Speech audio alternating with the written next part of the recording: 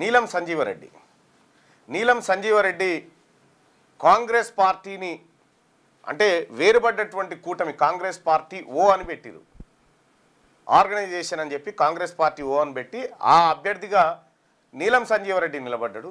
ఇంకోవైపు ఇందిరాగాంధీ అనుచరగణంతో ఆర్ అని పెట్టింది. ఇందిరా అది కాంగ్రెస్ ఆర్ అని పెడితే ఈ కాంగ్రెస్ ఆర్ అనేటువంటి దాని నుంచి వివి గిరిని ఇండిపెండెంట్గా పోటీ చేసిండు.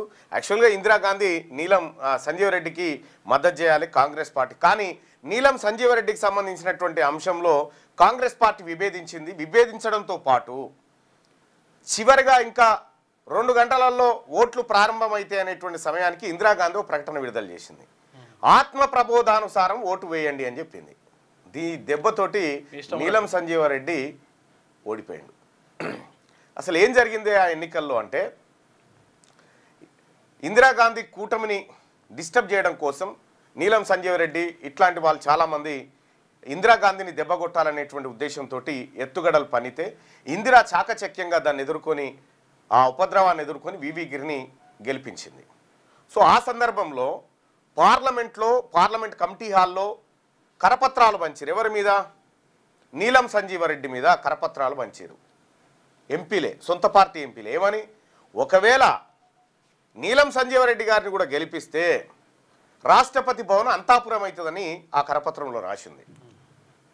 రెండో పాయింట్ ఏం రాసిరు అందులో అంటే అతను స్పీకర్గా ఆంధ్రప్రదేశ్ ముఖ్యమంత్రిగా ఉన్నప్పుడు పాల్పడ్డ అవినీతిని పైకి తీసుకొచ్చి ఆ కరపత్రంలో పంచి నీలం సంజీవరెడ్డిని దిగ్విజయంగా ఓడగొట్టినప్పుడు అదే ఇందిరాగాంధీ హయాంలో.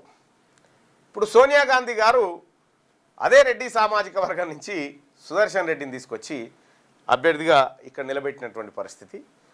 ఇక్కడ మల్లు రవి గారు ఏం చెప్తున్నారంటే ఊహించని ఫలితాలు వస్తాయని అంటారు. ఏముండే ఇలా ఊహించకపోవడానికి, గెలిచేది ఎన్డీఏ అభ్యర్థి, నో డౌట్.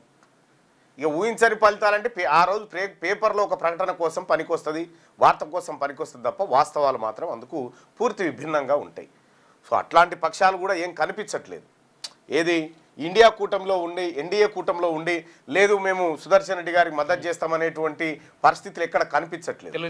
ఇంకా మీదికెళ్ళి ఇటుకేనే అటు ఓట్లు పోకపోతే చాలు, ఇటుకేలే అటు ఓట్లు పోకపోతే చాలు. ఎందుకంటే మరి ఏం జరుగుతుందో మీ అందరికీ తెలుసు.